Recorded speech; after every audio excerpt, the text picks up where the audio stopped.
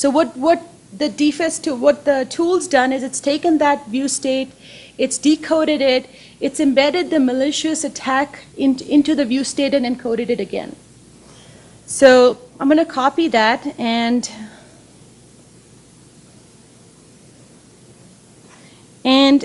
what I will do next is simulate a post back. So now instead of having proxies and intercepting requests and so on, we just created a simple form just to kind of expedite this demo. And this will submit this attack view state to the thank you page again. And remember this, now the page, the application will think this is a post back because it's, it's got the view state in it. And let's see. Okay, so there's a number of things on this page. But the ones we're looking for are this credit card number right here. So here's the credit card number. And here's the security code. As you can see, security code, credit card number. And the way this was obtained was it was everything that was in session, that the application put into session is now being printed out here. It also has everything that's in application scope. So it has the database, this application would persist, for example, this credit card, would probably persist in a database. And it's typical for applications to, put connection pools and things that are required by the entire application into application scope. So the database user and the password is right there. So this is the password. These are the credentials for for the database credentials essentially. So again, these are things that applications put into session, into application scope, and you never would think that you'd be able to access this using a client-side attack. And because this view state has not been encrypted, and because this attack can be embedded into the view state, you can access that kind of information. Okay, so you're next. Okay. Okay, so as Rohini had showed you earlier, the tool helps break down the internal structure of the view state. It's normally just, by default, it's included in the HTML as a base64 encoded gzipped Java object stream. So it's not extremely easy to read manually. When it's decoded, you can see the different components. And I don't want to get into this a whole lot, but it's easy to see how this happened when you start looking at the source code. Oh, I thought it was going to be highlighted. All right, so basically this is the function that takes the view state provided by the client and handles it. Unlike ASP view state, in Java server faces, as we mentioned earlier, the view state is the actual serialized object that is handled on the server. And when the view state is restored on the server side, it recursively traverses the tree, reinstantiates each object in that stream back on the server, so that what you can, in theory, although it's a very difficult attack to launch, which is why it's not in our tool, but in theory you can provide any kind of Java object back to the server just by modifying the view state.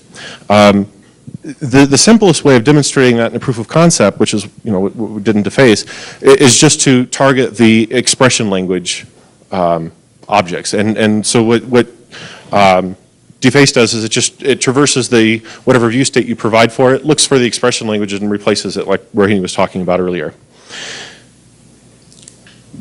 I think back to Rohini. Right. Yeah, so this is the ASP.NET view state lifecycle. So we're moving on to .NET at this point.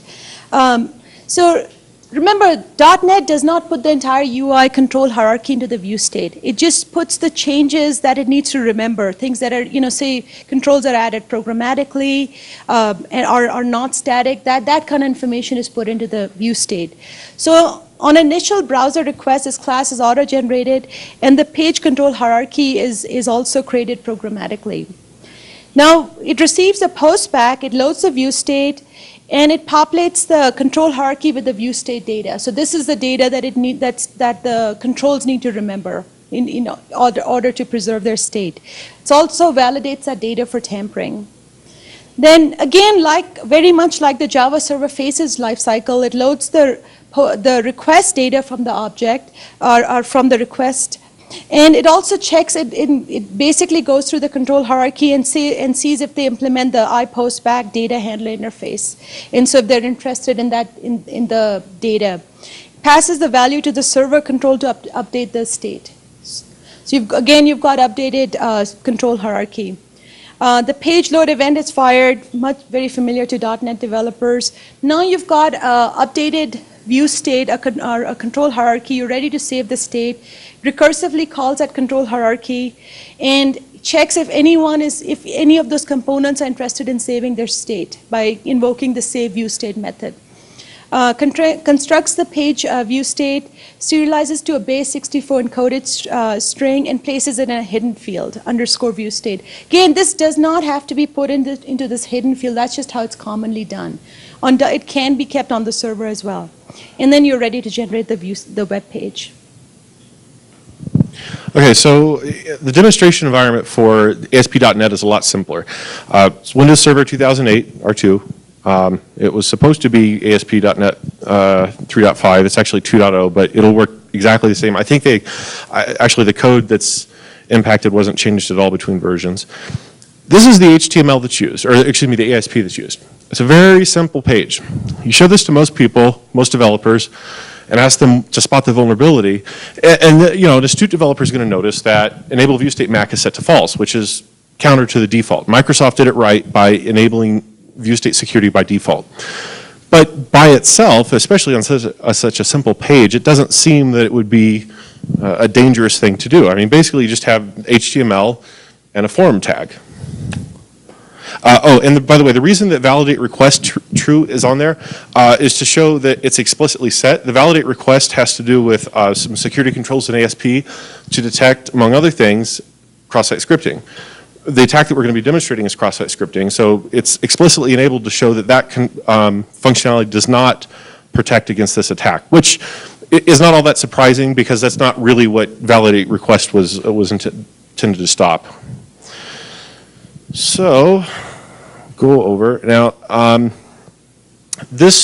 we didn't write a tool for this, mostly just, I guess because it's hard, but if we go to the first example for .NET, it's a blank page, which makes sense because there wasn't anything on there, it was just a form tag. If we look at the source code, we see that the form tag was expanded by the server, and several attributes were added that are part of .NET.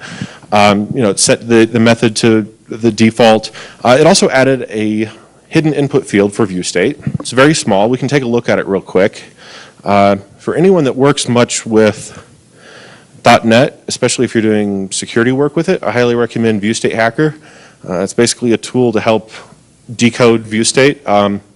Essentially, the format of Viewstate is base 64, of course, you can probably tell by default, but under the base 64, it's basically a binary version of XML, so there's a lot of plain text strings in there. You can usually get the gist of it just by the plain decode, but Viewstate Hacker puts everything back into its proper hierarchy. The view state's basically empty. The only thing that's in there, and this is normal for a simple page, is a single value that's a number, and I forgot to look this up. I always forget what this is for. It has to do with basically a serial number. It's not for security or anything like that, but we can basically ignore it. So let's go back to the page. And this time I'm going to go to a different request. Now, you see that there's obviously some cross-site scripting going on here. And what we can do is copy the view state that was from the example. And I'm not going to demonstrate building this because it's kind of a pain in the neck without a tool. So I just built it ahead of time, basically, and we'll show you how it breaks down. So if we decode it, we still have the same serial number there as before, but some other data has been added. Now, the core of the data is a pair, so basically name value, type of thing you would see in a collection, which is actually what it's a member of. The name of it is inner HTML, and the string is pretty straightforward cross-site scripting attack. If we go back to the page with the cross-site scripting attack and look at the source, I hit the wrong button, hang on.